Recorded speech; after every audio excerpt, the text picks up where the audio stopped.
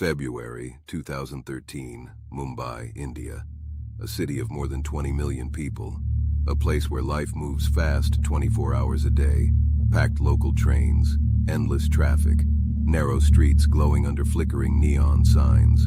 Old apartment buildings standing shoulder to shoulder like concrete cages. And somewhere on the outskirts of that massive city, there was one apartment building people slowly stopped talking about. Because according to locals, something inside that building was never human. And this story, it didn't begin with ghosts. It began with a normal family. In early 2013, a family of 4 from northern India moved into a small ground-floor apartment inside an aging Mumbai apartment complex. The building was nearly 30 years old. Nothing about them seemed unusual. The parents were retired. Their son worked a regular office job in the city, and his wife appeared quiet, polite, completely ordinary. At first, the family blended into the neighborhood quickly. In Mumbai, apartment communities become close fast. People see each other daily, in stairwells, markets, tea stalls, crowded hallways, and everyone said the same thing. They seem normal. But after a few months, residents in the building started noticing something strange. Every single day, once the husband left for work and the elderly parents stepped outside, the woman would lock herself inside the apartment. And then, all the lights would go out. Neighbors walking past the window sometimes caught glimpses of her sitting alone in complete darkness, hair hanging over her face, whispering to herself in a voice nobody could understand. Sometimes she moved strangely. Sometimes she sat perfectly still for hours, but the second someone knocked on the door, she acted completely normal again, like nothing had happened. And honestly, that's what scared people the most, because deep down, everyone felt the same thing. Something about her wasn't right. Months passed. Then neighbors slowly learned another painful detail about the family. The couple had been married for almost 8 years, but they never had children. And whenever the topic came up, the entire family would suddenly go silent. Over time, the woman's behavior became even more disturbing. Locked doors, dark rooms, strange whispers, unexplained rituals. Then one humid Mumbai evening, everything changed. The husband was still at work. The parents had gone to the market. When they returned around 7:30 p.m., the apartment door wouldn't open. They knocked. No answer. They screamed her name. Nothing. Soon, neighbors gathered outside. People tried peeking through the windows, but the apartment was completely dark. Finally, they broke the door down, and what they found inside froze everyone in place. The woman had hanged herself from the ceiling fan. Police ruled it a suicide. Neighbors assumed years of depression over never having children had finally pushed her over the edge. After the funeral and investigation, the family quietly left Mumbai and returned to Uttar Pradesh. But the apartment never felt normal again. For months, nobody stayed there for long. New tenants moved in, then suddenly moved out. No explanations, no details, just fear. Eventually, the landlord convinced everyone in the building to stop mentioning the suicide altogether. If nobody knows what happened here, he said, people won't be scared to rent it. And for a while, that seemed to work. Then, later that same year in 2013, a respected spiritual priest known locally as Guruji moved into the apartment with his family.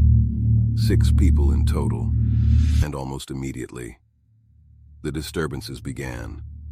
Every evening around the exact same time, milk in the kitchen would mysteriously boil over, even when the stove wasn't turned on. Sometimes the pot wasn't even on the burner. At first, they ignored it, but after it happened 7 nights in a row, they realized something was deeply wrong. Then came the animals. A family friend asked Guruji to temporarily care for 2 Dobermans and 2 Persian cats while he traveled out of town. The moment the dogs reached the apartment building, they refused to go inside. They growled, whined, pulled backward in terror. No matter how hard the family tried, the dogs wouldn't cross the doorway.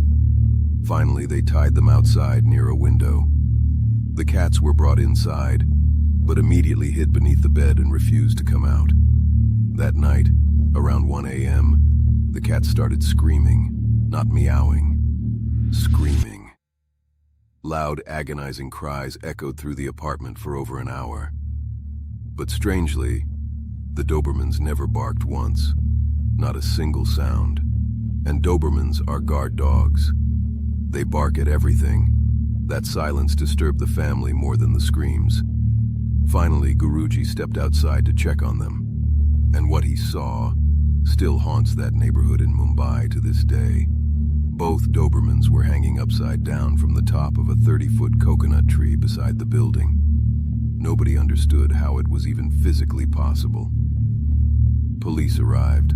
Firefighters removed the bodies, but no explanation was ever found.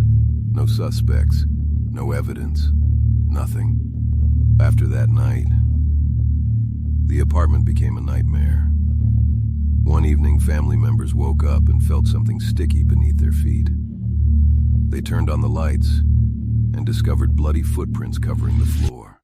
Not just the floor.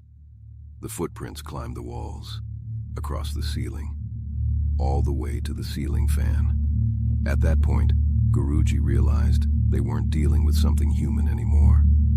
The next morning, he invited several other spiritual leaders to the apartment. Together, they performed massive cleansing rituals and fire ceremonies meant to drive evil spirits away. And afterward, they believed it had worked. But they were wrong. Because whatever had been inside that apartment didn't disappear. It moved. A few days later, a young schoolgirl from the building across the street came home from school and suddenly collapsed at her front door. Doctors found nothing physically wrong with her, but after that day, her behavior changed completely. Every single night, she cried like a cat, exactly like a cat. Her parents took her to doctors, specialists, healers. Nobody understood what was happening. Finally, they visited a local occult practitioner. The moment he touched the girl's hand, he asked one question. Did a woman without children kill herself somewhere near your home? The family went silent.